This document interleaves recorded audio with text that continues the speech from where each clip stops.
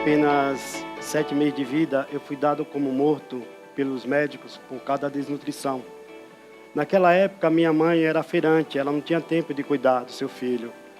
E a única opção que ela teve foi de entregar o seu filho à sua irmã Lucinha, onde eu fui levado para sua casa, me colocaram sobre uma mesa com uma vela de cada lado, esperando meu corpo falecer. Só que ela não desistiu de mim. Começaram a me medicar e alimentar. E hoje eu estou aqui para contar minha história.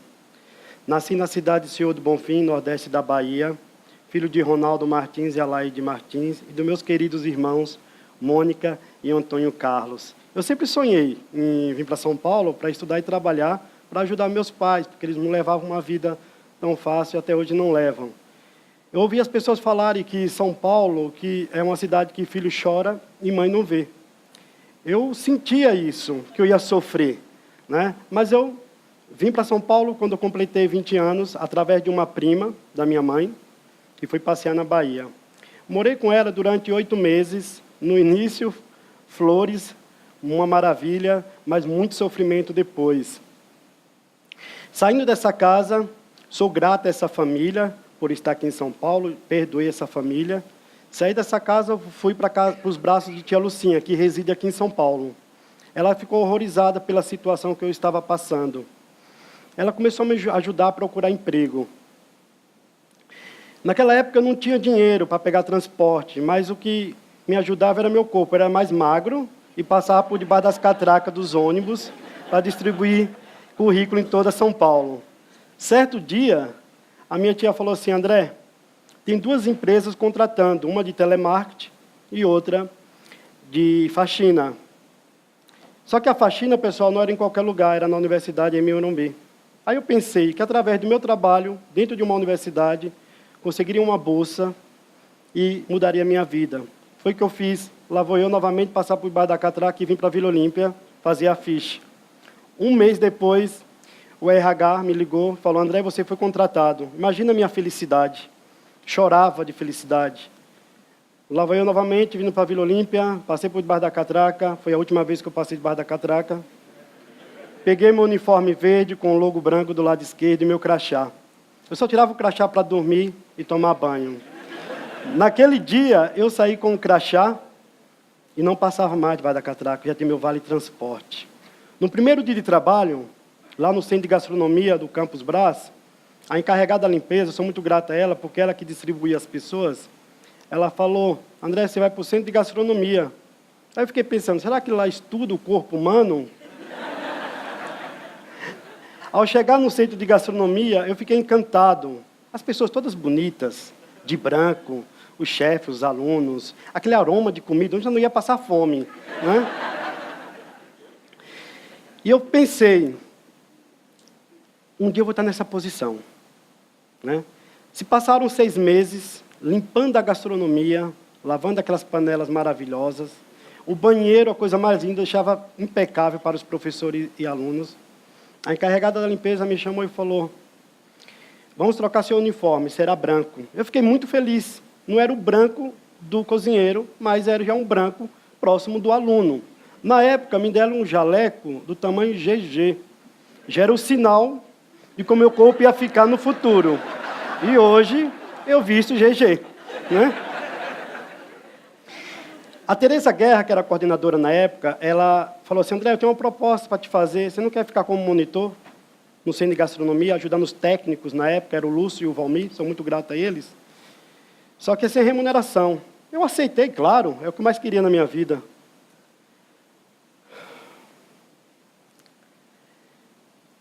Eu aceitei e falei para ela: é o que eu mais quero na minha vida. No período da manhã eu era o faxineiro e à tarde eu era o monitor. Eu organizava as câmeras, montava as aulas juntamente com eles. Quando completou 1 ano na limpeza, eu recebi uma ligação dos Estados Unidos, era a Rosa Moraes. A Rosa falou: André, você foi promovido. Imagina a minha felicidade. Liguei para minha mãe na Bahia: mãe, fui promovido, sou chefe de cozinha. Mal sabia fazer um canapé naquela época. Eu estava no processo de aprendizagem. E ela falou, ela profetizou na minha vida.